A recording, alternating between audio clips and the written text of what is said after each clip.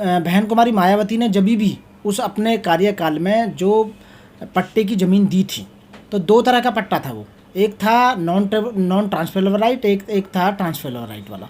तो जो पट्टे की ज़मीन होती है उसमें 10 साल में वो भूमिधर यानी कि संक्रमणीय ज़मीन हो जाती है, और उसके बाद में डीएम की परमिशन लेने के बाद में वो ज़मीन बेच सकता था, लेकिन वो भी केवल SC/SC के लिए ही बेच सकता है, ST/ST के लिए, SC/ST के लिए, और दूसरे जितने भी OBC या जनरल हैं वो नहीं, उनको नहीं बेच सकते उस ज़मीन को। लेकिन इन्होंने करा क्या है कि उस समय बहन जी की गवर्नमेंट में UPJADA में एक सेक्शन थी 157AA। 157AA का मतलब ये था कि कोई भी SC की ज़मीन को दूसरा अदर समाज का या OBC वाला उसे खरीद नहीं सकता, और जितने भी पट्टे हैं खासकर वो 10 साल के बाद संक्रमणीय हो जाएंगे जब, तो वो भी डीएम की परमिशन के द्वारा ही आप उसे बेच सकते हैं।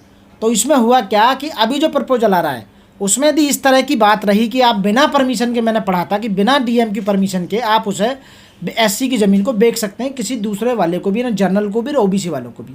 ये बहुत गलत हो रहा है। ये SCओं के खिलाफ में पूरी तरह से षड्यंत्र रचा जा रहा है। पहले तो SCओं पे, STओं पे ज़मीन नहीं है उत्तर प्रदेश में, ऊपर से यदि किसी पे हैं भी तो वो जब दूसरे लोग खरीदने लगेंगे, अब तक तो पाबंदी लग रही थी उस ज़मीन पर, तो कम से कम जो आने वाली जनरेशन थी उस ज़मीन का कुछ फ़ायदा उठा सकती थी, उससे अपने फ्यूचर को बना सकती थी। लेकिन अब कुछ लोग, पहले तो इन्होंने हमारे लोगों के घर के आसपास या बस्तियों के आसपास ठेके खोले, शराब ठेके, उन्हें नशे में डाला, और जब नशे में डालेंगे तो वो उनकी ज़मीनों को भी खरीदेंगे।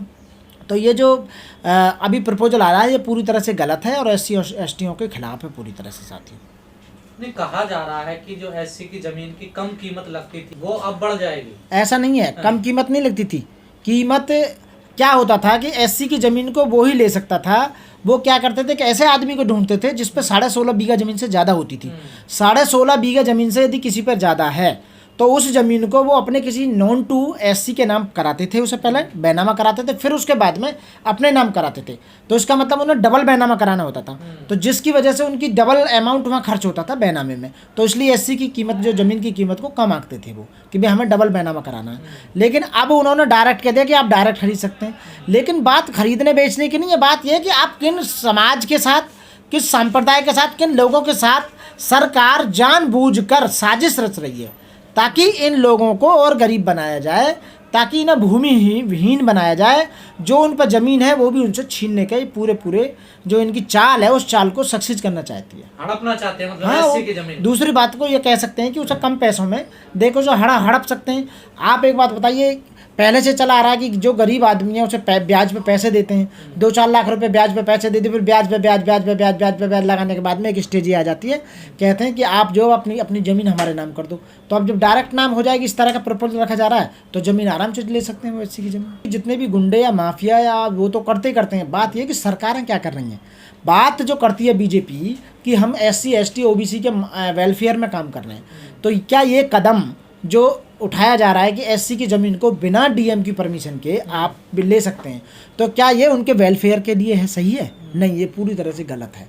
और जितनी भी सरकारें SCओं के वेलफेयर के लिए जो बात कर रही हैं, ढिंढोरा पीट रही हैं, वो सब गलत है। कहीं वेलफेयर नहीं हो रहा, बल्कि उनका नुकसान हो रहा है। पहले उनका रोज़गार ख़त्म करा, फिर उनका स्वास्थ्य ख़त्म करा, और अब उनके जो थोड़ी ज़मीन है, 2-2 4-4 बीघे जहाँ गांव-गांव में ज़मीन है, या इंदिरा के ज़माने में या बहन कुमारी मायावती के शासनकाल में जिनको पट्टे दिए गए थे, 10-10 बीघे के पट्टे दिए गए थे, उन पट्टों को छीनने की एक साजिश है, और इन्हीं के द्वारा कि भाई जर्नल पर जाए और इन्हें गुलाम बनाने की पूरी तरह से साजिश की जाएगी। जब शिक्षित नहीं होगा आदमी, जिनकी औलाद को या जिनकी जनरेशन को शिक्षा नहीं देंगे, क्योंकि इन्होंने सब प्राइवेट कर दिए। अब मैं अपनी बताऊं, मेरे बच्चे यहाँ दिल्ली में जो पढ़ रहे हैं, 5-5 हज़ार रुपये महीने की उनकी फ़ीस जाती है।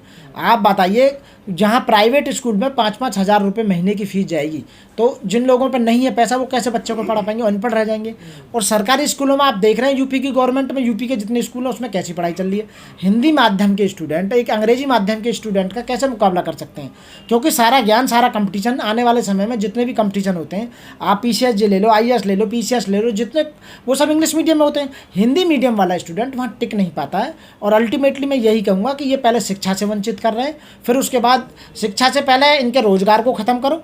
रोज़गार क्या, जहाँ 2-2, 4-4, 10-10 बीघे ज़मीन के पट्टे हैं, उन्हें खाने को नाज होता है, उनकी दिनचर्या है। क्योंकि भारत एक कृषि प्रधान देश है, भारत की 70% जनसंख्या, वो जो गाँव की जितनी जनसंख्या वो कृषि पर आधारित है, उनके निर्भर है, उनके ऊपर जीवन यापन चल रहा है उनका।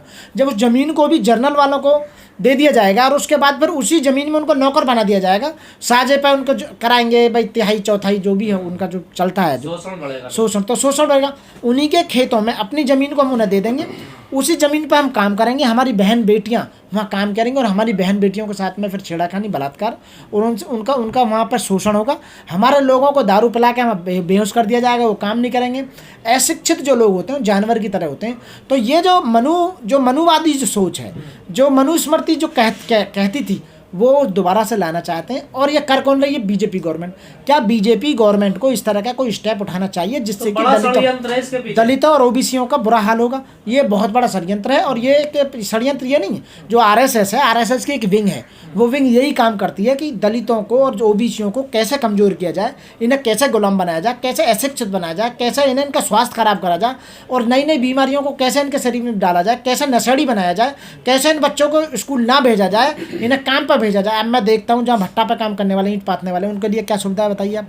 जो भट्टे पे काम कर रहे हैं ना, उनके लिए स्कूल है ना कुछ है। जहाँ ये बीजेपी सरकार कहती है कि हम बहुत अच्छा काम कर रहे हैं, लोगों के वेलफेयर के लिए काम कर रहे हैं, 80 करोड़ लोगों को हम वो दे रहे हैं, राशन दे रहे हैं। कहाँ राशन दे रहे हो आप? ये तो बताइए, कुछ रिकॉर्ड पर कुछ है भी या नहीं है? वैसे खामों का बस वकील साहब, जैसा आपने कहा कि एजुकेशन से दूर किया जा रहा था, अभी तक रोजगार से दूर किया जा रहा था, अब जमीन से भी दूर किया। यस, बिल्कुल राइट। अब जमीन से दूर किया जा रहा है। जमीन से दूर करने का मतलब है इनका फाइनेंशियली इन्हें तोड़ देना, कमज़ोर कर देना, आर्थिक रूप से इन्हें बिल्कुल कमज़ोर बना। जब किसी आदमी को बर्बाद करना होता है या उनकी नस्लों को बर्बाद करना होता है तो सबसे पहले उसे आर्थिक रूप से तोड़ो, उसे पैसे से तोड़ो, ज़मीन से तोड़ो, उसके जितने आय के साधन हैं उन्हें बर्बाद कर दो। तो ये यही कर रहा है। अभी तक तो मांग हो रही कि जो दलित भूमिहीन है उनको जमीन दी जाए। अब यहाँ आप बात उल्टा कर रहे हैं। जहाँ इन्हें दलितों को जमीन देनी चाहिए, जो भूमिहीन है उनको जमीन देनी चाहिए, बल्कि जिन पर 2-2, 4 बीघे के या 10 बीघे के पट्टे, उन पट्टों को छीनने का प्रयत्न करा जा रहा है। और क्या नहीं है बताइए? ये आप ये समझ रहे हैं सरकार इस तरह का प्रपोजल ला के ये सोच रही कि जानते नहीं है ये?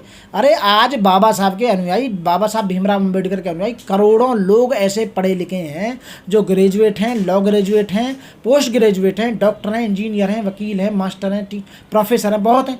क्या वो समझते नहीं है? चाल को नहीं समझते? आप जैसे पत्रकार क्या समझते नहीं? आपने क्वेश्चन कराइए। इसका सीधा मतलब है कि SC STओं को पूरी तरह से कमजोर पर इस प्रेजेंटेशन जो दी और अब से पहले तो बहुत हो रहा ना। अभी थोड़े दिन पहले बीजेपी गवर्नमेंट में, यूपी गवर्नमेंट ने क्या करा कि ओबीसी का कोटा खत्म किया। यानी कि ओबीसी नगर पंचायत चुनावों में चुनाव लड़ सकते, तो उनका रिजर्वेशन था। लेकिन लखनऊ बेंच जो थी हाई कोर्ट की, उसने उस कोटे को खत्म कर दिया। अब वो उसमें जो क्या कि प्रधान क्या मेंबर भी नहीं बन सकते। पहले ओबीसी पर वार करी। अब इन्होंने दूसरा एक नया ये निकाला है कि SC जितने भी हैं उनकी ज़मीन को इस तरह से आप बिचवाओ, ताकि ये नशे वशे में पड़े ना, इनके बच्चे ना पढ़ें और आय का जो साधन है वो खत्म कर दो। मतलब बर्बाद भूमिहीन करने की भूमिहीन नहीं, पूरी तरह से बर्बाद करना चाहते हैं, नस्लों को बर्बाद करना चाहते हैं। दूसरे खेतों में मजदूरी करेंगे फिर ये? बिल्कुल मजदूरी करेंगे, मजदूरी कर भी रहे हैं, उसका सहारा है थोड़ा सा जमीन का, तो आज मजदूरी कर भी रहे हैं। पर ये जो प्रेजेंटेशन आई है इसका विरोध तो बहुत तेजी से हो रहा है ना। विरोध नहीं, मैं कह रहा हूँ सुप्रीम कोर्ट में जाना पड़ेगा, हाई कोर्ट में जाना पड़ेगा। सुप्रीम कोर्ट और हाई कोर्ट को सुमोटो लेना चाहिए, जहाँ एक तरफ बात करते हैं। आप एक बात बताइए, मैं अभी SC ST एक्ट के बारे में पढ़ रहा था, उसमें सीधा प्रोविजन 18A सेक्शन ये कहती है कि भाई सबसे पहले यदि कोई इस तरह की बात आती है, जाति कास्ट रिलेटेड रिमार्क आते हैं, वर्ड आते हैं, तो आप पहले FIR दर्ज करोगे बिना कुछ बात करे। FIR दर्ज करने के बाद पहले अरेस्ट करोगे, अरेस्ट करके जेल भेजोगे और वो नॉन बेलेबल है, उसे बेल भी नहीं मिलेगी। अब क्या हो रहा है बताइए? ना FIR दर्ज हो रही, FIR दर्ज हो जाती है तो एंटीसिपेटरी बेल लाइए, एंटीसिपेटरी बेल उसमें हो जाती है। आप बताइए उसमें चार्जशीट भी फाइल नहीं हो पा रही, क्या हो रहा? कुछ नहीं हो रहा। तो आप बताइए, ये संविधान की धज्जियां जो उड़ा रहे हैं, जो कानून हैं जितने भी बनाए गए हैं उन पर नहीं चल रहे हैं। आप जो कानून था UPZA में 157AA उस समय UPZA में थी कि भाई SC की ज़मीन को कोई भी जनरल नहीं खरीदेगा, या जो नॉन ट्रांसफरेबल वो है भूमिधर जिन्हें 10 साल से कम हो गए हैं तो वो अपनी ज़मीन को नहीं बेच सकते। तो अब ये क्या हो रहा है कि आप DM की परमिशन के बिना बेच सकते हो? तो ये बर्बाद करने का सिस्टम नहीं है, ये हमारी पुश्तैनियों को बर्बाद नहीं करना चाहते, या हमें ये गुलाम नहीं बनाना चाहते, तो और क्या नहीं है बताओ? साजिश है पूरी तरह से।